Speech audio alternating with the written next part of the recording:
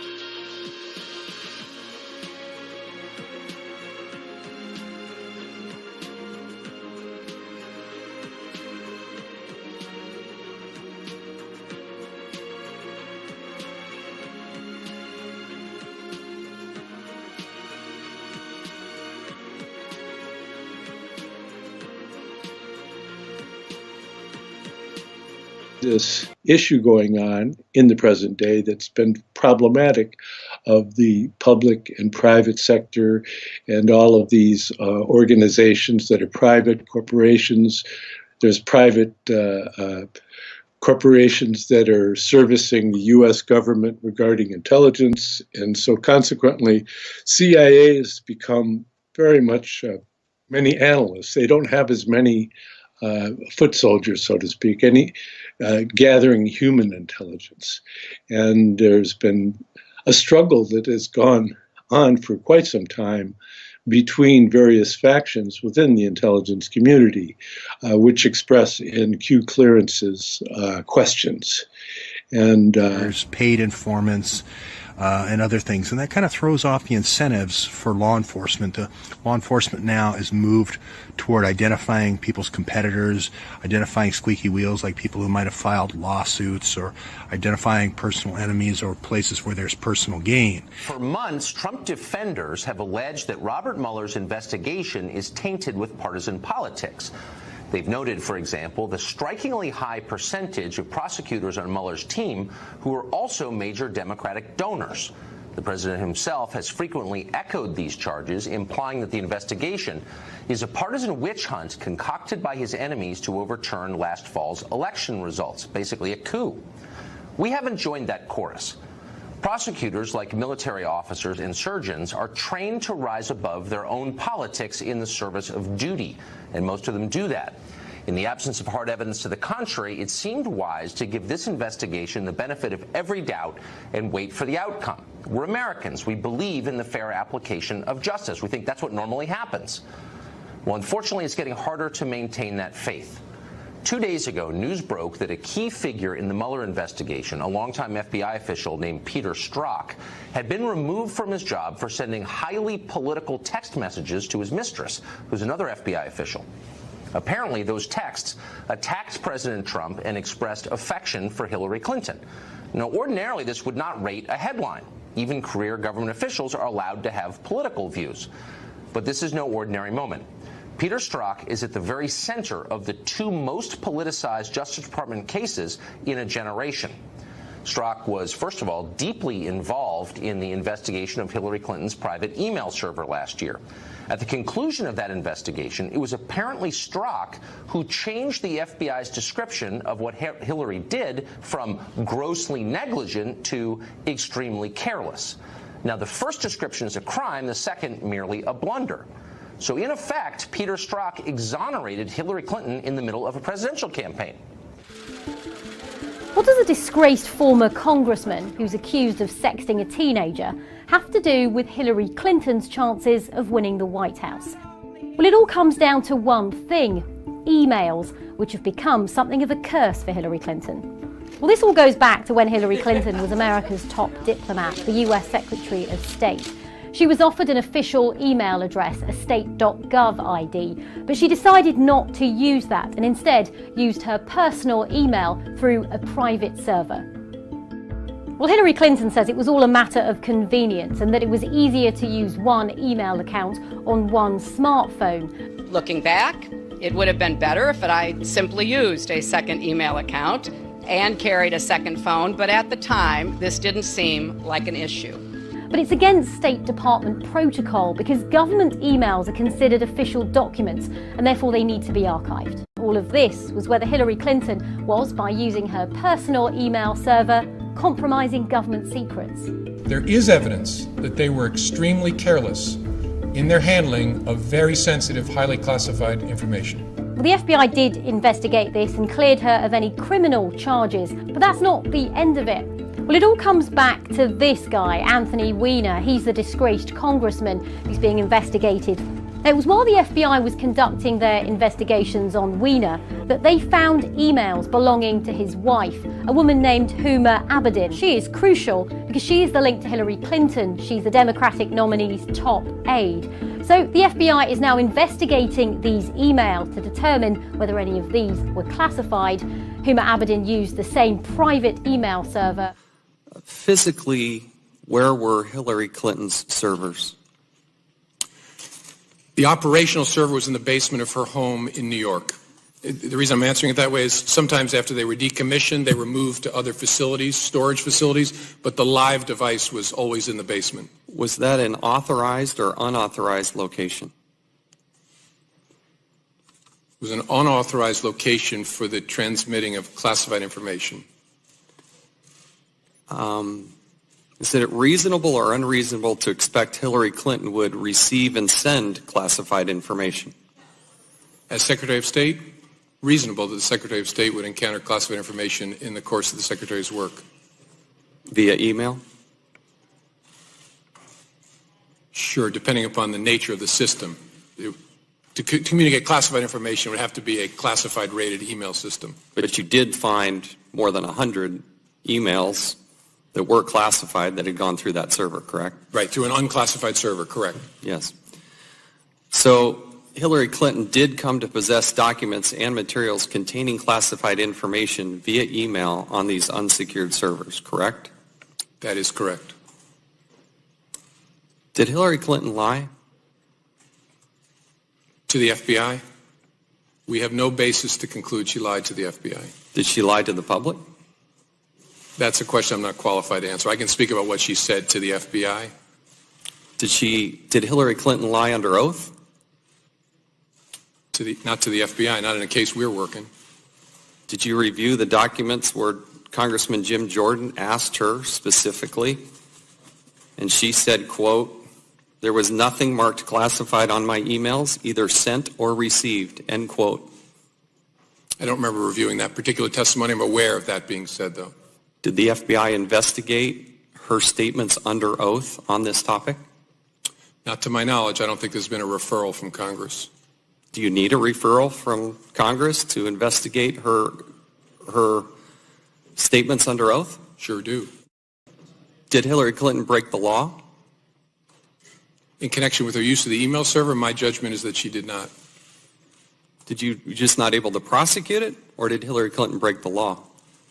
Well, I don't want to give an overly lawyerly answer. The question I always look at is there evidence that would establish beyond a reasonable doubt that somebody engaged in conduct that violated a criminal statute?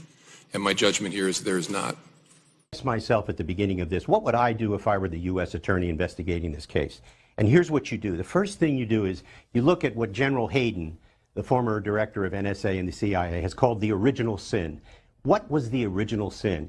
It was setting up a private server in a private residence in New York upon which all of the secretary's government business would be conducted. She would have no .gov account. She would only have the account in the private server in Chappaqua.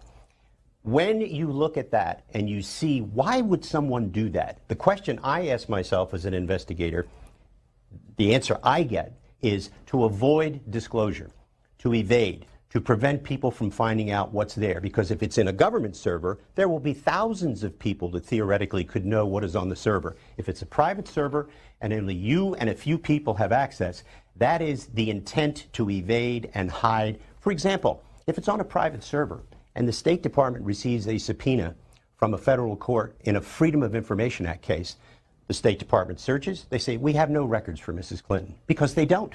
Because the records exist on Mrs. Clinton's private server.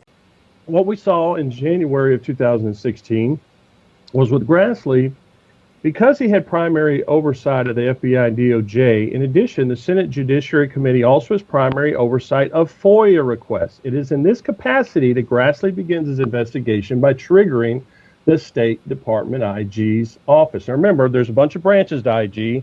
This is the investigational branch that oversees the State Department. So the Department of State's IG's branch began investigating the State Department's FOIA noncompliance in late 2015, releasing a report in January 2016. In the report, it says OIG highlights at the top of it, January 2016. That report raised further questions that Grassley wanted to answer with respect to why are we withholding legally requested documents that are not classified. The trap was laid out there for non-compliance by the State Department. And you could read that public document, but what he was saying in there basically is there is a concerted effort to withhold evidence that needs to be pursued further. And he went into great detail about it on that page. Now, at this point, he's investigating only publicly the State Department's circumvention of FOIA requests, especially with respect to Hillary's secret server. Right. That's when the TikTok messages started. Note the IG and Grassley's information cycle. You started to see a pattern. The IG report goes to Grassley, leading to requests for further questions, and then the investigations request to the OIG, which in turn leads to Grassley releasing letters to Congress, then followed with a speech on the floor about the findings. Of course, as the process repeats over and over, there is absolutely no coverage of it in MSM, and to be honest, not much in the independent media. So on April 4th of 2016, a big one came out. It was called the All Records Request Announcement. And this was the one that was an earthquake up on the Hill, but nobody covered it in the media. In the Watergate scandal, the people involved in the Watergate scandal tried to cover up and not release all records. So this scandal led to Congress creating the IGs, and the IGs need access to agency records. That's why the law authorized the OIG to access all. I want to emphasize that record, all records. So in that speech, it was funny because it was a rebuttal speech by Harry Reid. It was called "Let Me Tackle That" on the floor. So here's what he said. The FBI is investigating this matter as well as several other investigations. We keep hearing that the FBI's inquiry is just a security review, right, and not a criminal inquiry. So let me tackle that, he said. Interesting how Reid changed the language of the discussion on the floor to a security review and not a criminal inquiry. Now we know he was lying. That he doesn't know what he's talking about. It's obvious he can't control his mind or his tongue. And what I've suggested, if now because he's the nominee for the party, and he's entitled to briefings from the CIA, for example, I said publicly, give him fake briefings. Pretend you're briefing him. Don't tell him anything that you don't want to get out. And that's how I feel about it. I think that the man is a loose cannon. I think he's done so much to hurt our country with our international relations already. But as a Republican nominee, isn't he entitled to get those briefings? Give him fake briefings. What does that even mean? It means they'll tell him stuff. He won't know the difference. You're basically telling the intelligence community to lie to him. No, I'm not going to lie to you, but I just don't have to tell you everything. And not only was he lying, but Grassley fired back. And that's when Grassley really became the IG's bulldog. And now the bulldog is starting to get some momentum. So that was a key turning point. Grassley's fighting on two fronts now. He's trying to restore the powers of the IG with the kitchen cabinet members while also investigating state FOIA violations. He already established his state broke the law. Now he wants to know what the FBI is going to do about it. Notice how aggressive the tone of the bulldog becomes. This is a huge key transition change. So starting in May and June of 2016, you start seeing what we call the incredible scathing letters. Grassley officially turns his sights on Comey, on Lynch, and on the FBI and DOJ. This is what he said to Director Comey. One sentence. I'm writing in regard to the FBI's ongoing investigation related to Secretary Clinton's use of a non-government server, an email address for official State Department business. In particular, I'm writing to raise concerns about the appearance of a conflict of interest by the Justice Department officials and seek your input about possible remedies. Guess what happened? Nothing. Not a thing. Grassley presented his FOIA oversight case against the State Department's FOIA violation in letter addressed straight to Comey, Lynch, and the Obama's FBI DOJ. There was no response, ever. They ignored it. So on the Senate floor, Grassley goes out and he makes the following statement. Mr. President, the State Department Inspector General has released findings regarding the State Department's email practices for the last 5 secretaries of state. Did you hear that? 5 past secretaries. This report makes clear that Secretary Clinton has not told the truth to the American people about her non-government server and email arrangement with oversight by a non-government organization. As I've noted many times before, Secretary Clinton's non-government server arrangement prevented the State Department from complying with the Freedom of Information Act. Now remember, he's saying this publicly on the floor. The Hillary Rodham Clinton used a private server to avoid the law that requires archiving federal records. That's an important point. This is the first time publicly that the Senate Judiciary Committee head makes the case for motive to deceive all investigations in the public on the floor. And this was still during the presidential election. This is months before the election. Not covered. So this private email and server is designed to wall her email off from the normal treatment of government oversight, as is required by law. The Inspector General found that Secretary Clinton failed to surrender all official emails to the department prior to leaving government service. Again, violation of law. The Inspector General found that Secretary Clinton's email practices, quote, did not comply with the department's policies that were implemented in accordance with the Federal Records Act. In other words, Clinton violated the law despite what Comey's going to say. Now, that's what he said on the floor. The Inspector General has made clear that Secretary Clinton neither sought nor received any permission to maintain her non-government server arrangement. That permission would have been denied. So these findings directly conflict with her many misleading public statements. Let's listen to what she actually said on July 7, 2015. Everything I did was permitted. Quote, there was no law. There was no regulation. There was nothing. That did not give me the full authority to decide how I was going to communicate. Can you believe the hubris? That statement is blatantly false and has been proven in public record now. Again, not covered in MSM.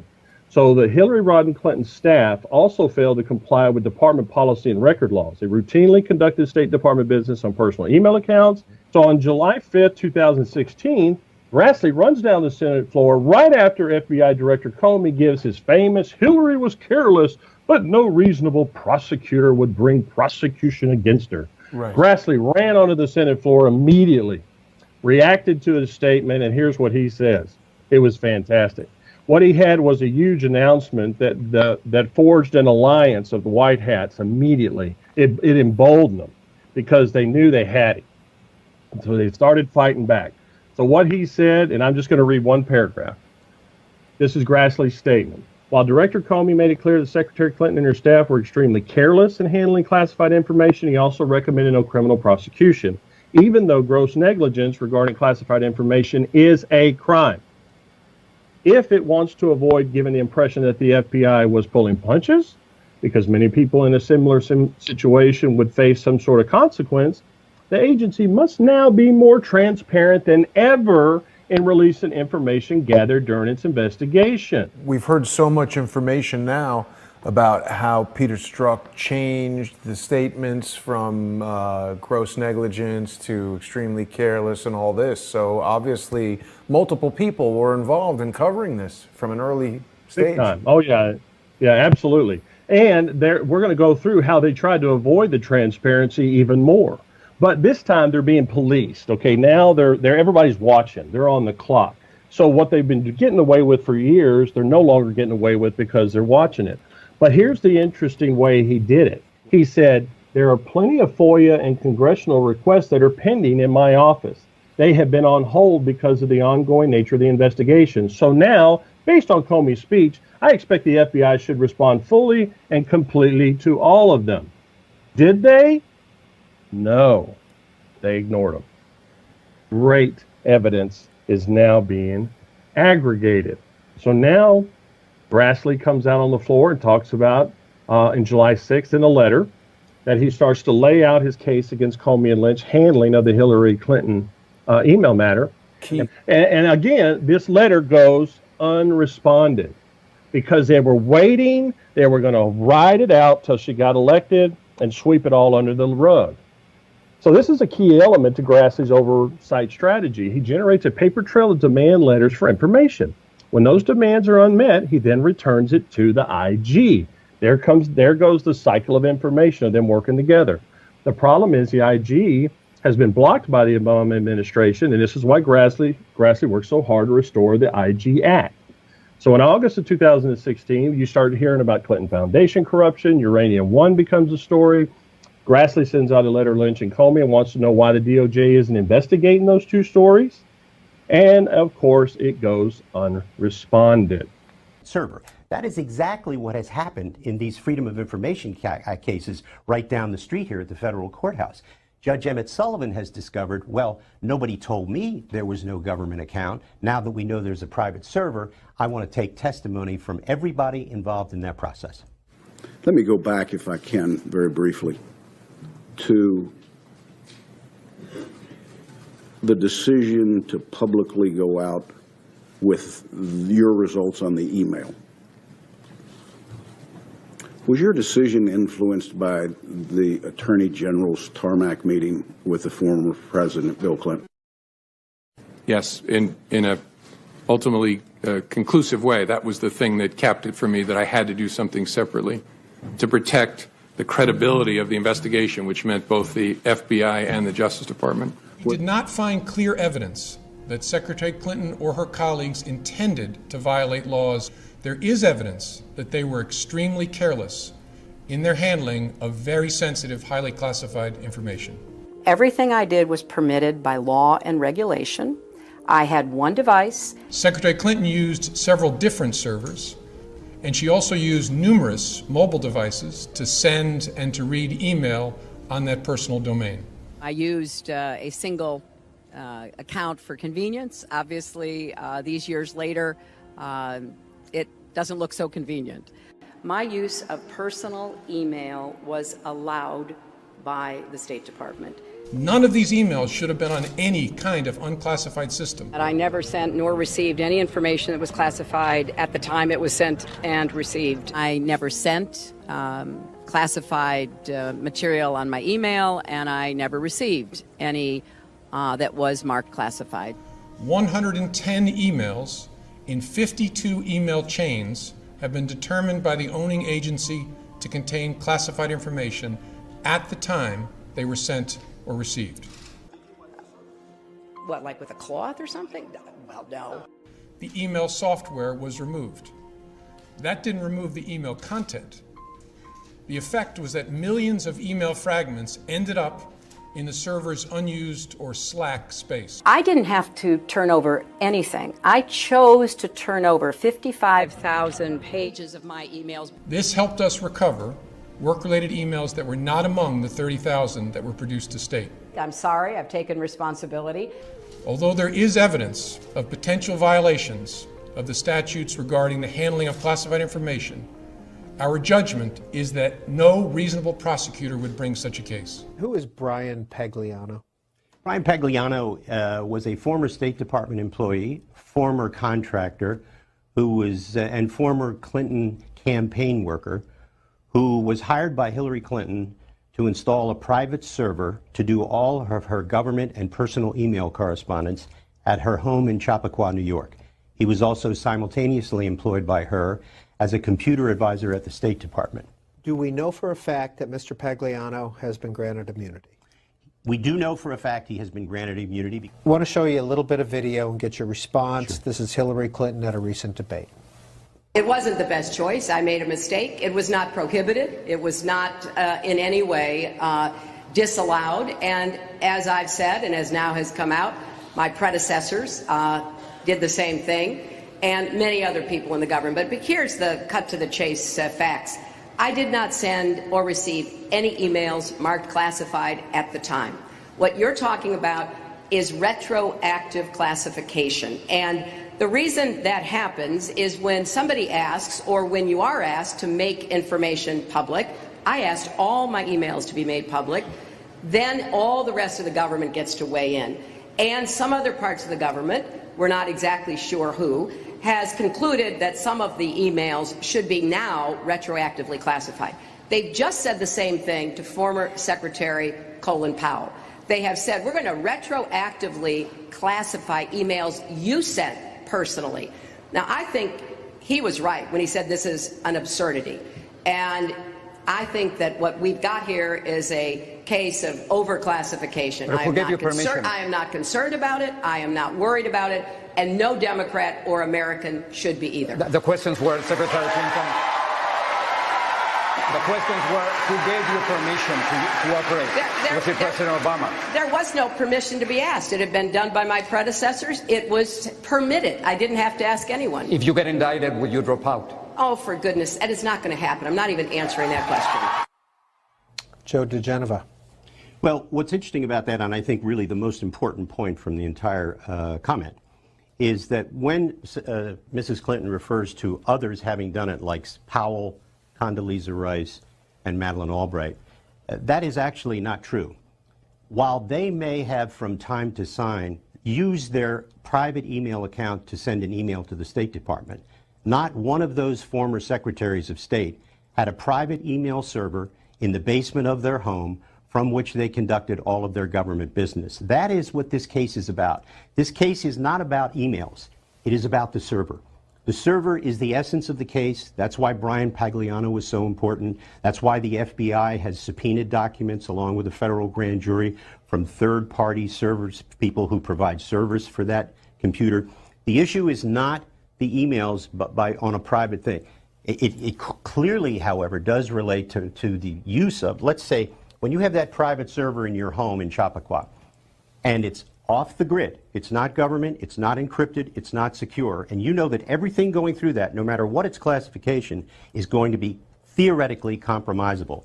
And when you and your staff use BlackBerries that are not encrypted, or iPhones, or Droids, and you communicate with iPads through that computer, all of that information is compromisable. So the bottom line is, and by the way, classification, when the secretary, when she says, she may be right. She may have never sent or received anything marked classified. However, that's not the standard under the statute.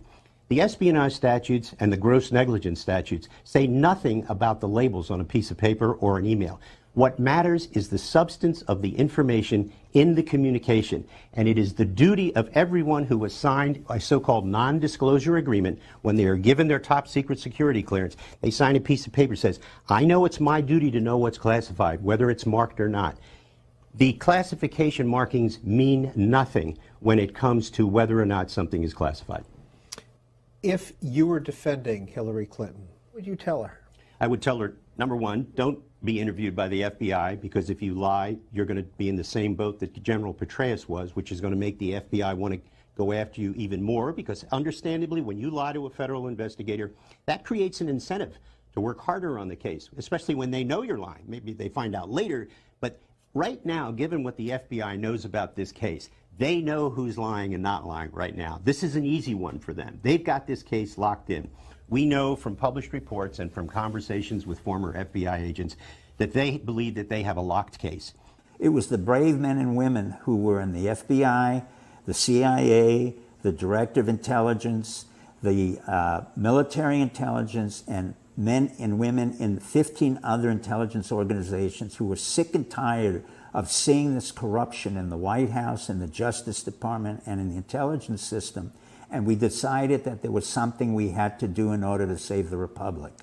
So we initiated a counter-coup through Julian Assange, who's been really quite formidable, and his ability to come forth and provide all the necessary emails that we gave to him in order to undermine Hillary and Bill Clinton. Again, America, we're going through a major, major transition, and quite frankly, a second American Revolution. We do not have guns, we do not have weapons, we do not intend to kill anybody, we do not intend to harm anybody. But we, the American public, and those of us who serve as veterans and in the intelligence service like myself, will stop the Clintons from assuming power that they don't deserve. WikiLeaks, for their counter-coup, a peaceful counter-coup, no weapons, no blood, just information. This is massive. People in the FBI that are furious that their investigation was foiled, was completely spoiled by Loretta Lynch and James Comey's ineptability to prosecute.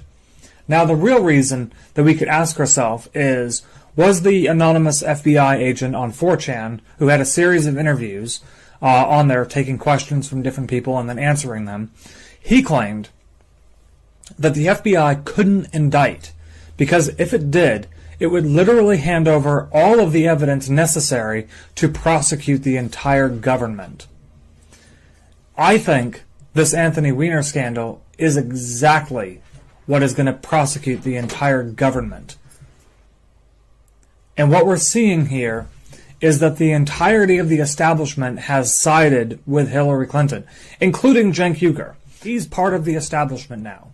I know a lot of people are upset about that, but he's part of the establishment now. Even though he says that he's not, he is. He still thinks that Trump is worse. There's no evidence whatsoever to say that Trump is worse. Hillary Clinton has had evidence, tons of evidence against her, that she's committed in racketeering, that she's involved in a crime family. It's possible that the evidence found on Anthony Weiner's device concretely proved a conjecture that special agents and investigators at the FBI had about the Clintons, about what their link with Jeffrey Epstein was. We can always say, oh, well, Bill Clinton has been on the Lolita Express, but there's nothing else to prove. There's no other evidence to have, unless that evidence was contained on Anthony Weiner's computer. The government has a classified email system for a reason. It's to protect the integrity of national security information, national defense information, and to prevent its disclosure to unauthorized persons. The existence of that server violates every known federal law on the protection of classified information. However, the issue of the foundation and its relationship to the server and any acts which may have been committed, official acts, in exchange for monies donated to the Clinton Foundation is now part of the FBI investigation. We know from published reports, and I know from conversations with former FBI agents, that the FBI, believe it or not, has a copy of this book, Clinton Cash, and they have delved into it deeply. And what's happening now is that the Russian Boeing deal, where Boeing went after Mrs. Clinton to help them get a multi-billion-dollar contract with the Russians for Boeing aircraft. They were fighting with Airbus, the European giant in airplane production. Shortly after the Russians awarded a contract, the Russian government awarded contract to Boeing, Boeing donated $900,000 to the Clinton Foundation and then another $2 million to the State Department for a special program. We now know that the agents are focusing on that. And they are also focusing on a number of other things involving Russia, including the uranium deals. So actually, that is, while it's part of the server, because the agents, as you know, one of the things the agents have done is they've gotten the server plus another server plus 4 servers from the State Department. They have 6 servers in their possession. They are trying to recover the 30+ thousand emails that Mrs. Clinton has said were personal and were deleted. The agents are operating under the theory that the personal emails, that personal equals Clinton Foundation, and that therefore things were deleted about the foundation which have something to do with cash and official acts. When all is said and done, there are a few secrets in this town.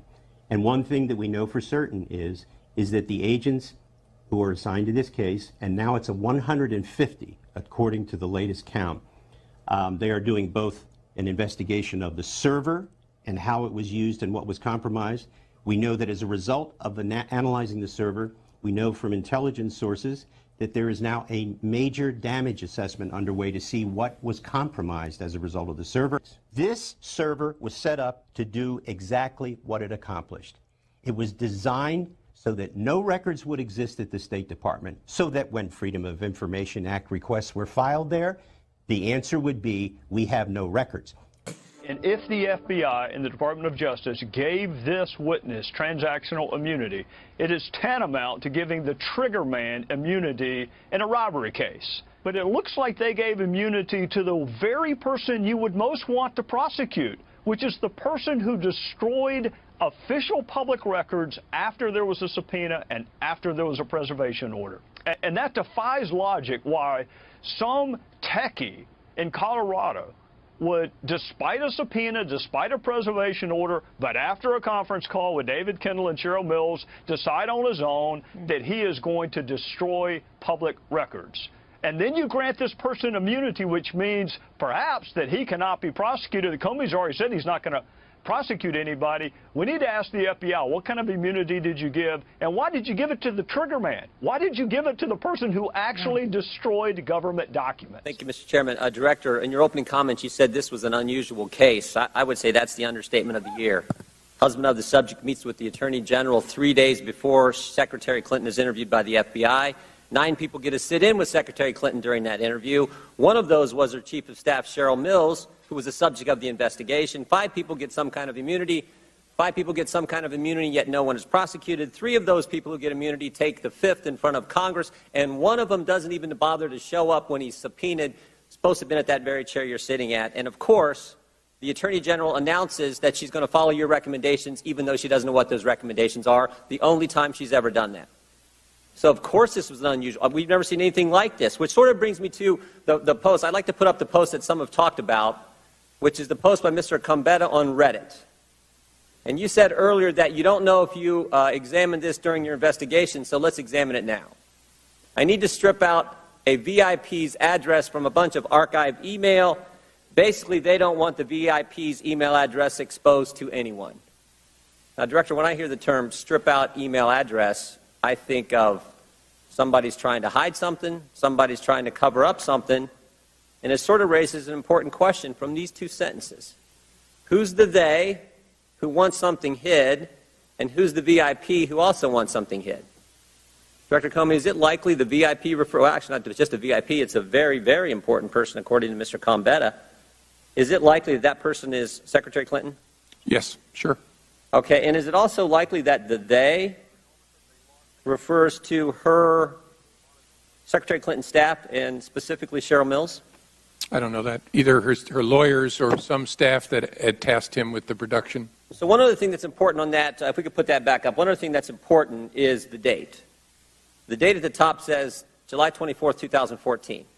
So whenever I see a date, I'm sure you do the same thing, I always look at what's happening about that same time frame, what may have happened directly before that, and maybe directly after that. So I went back to your reports that you guys had given to us. The first report back last month, August 18th, 2016, page 15.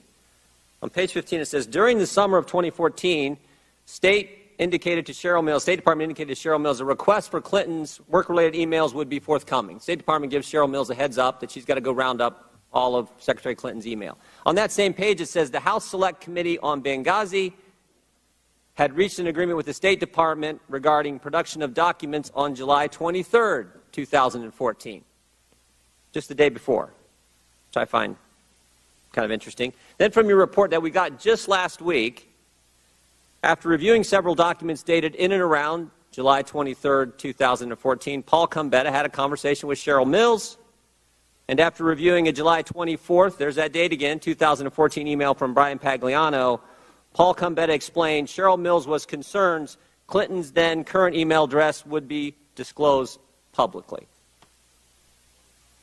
So, sure looks to me like it's Secretary Clinton, as you said, but also that it's Cheryl Mills and Brian Pagliano who are urging Mr. Combetta to cover this stuff up. You agree?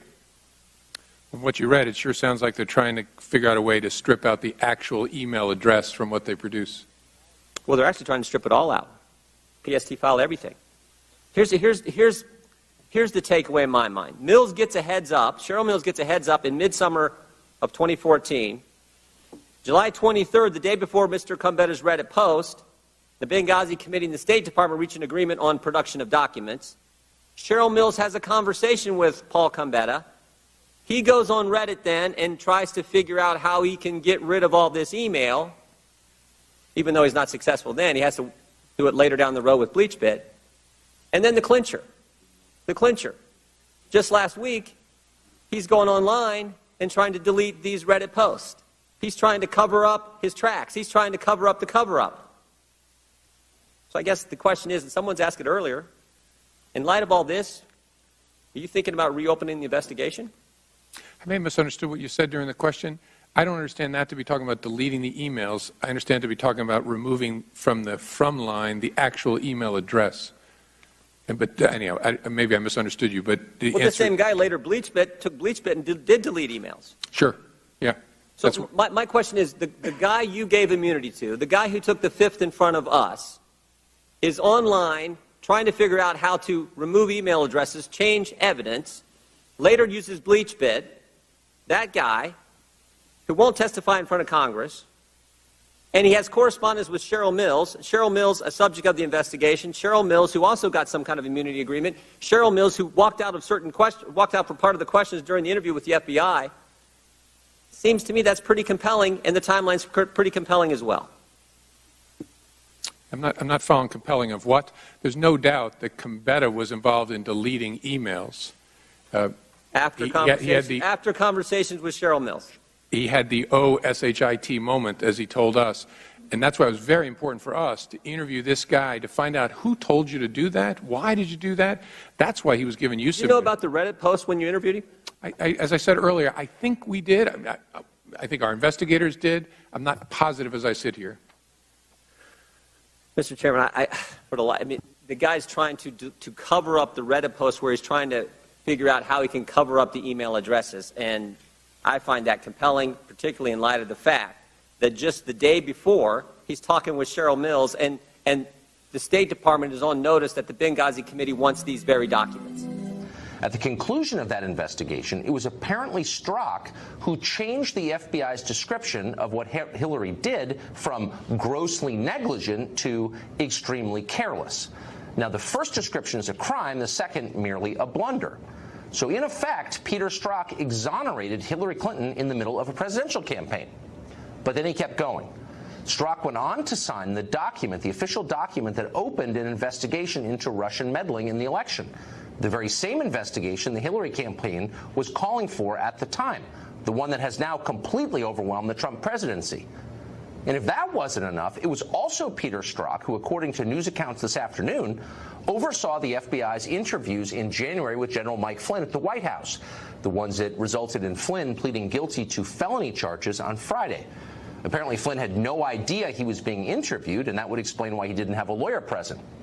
If true, that would qualify as trickery. It would be unethical. Again, like Zelig, Peter Strzok in the middle of it.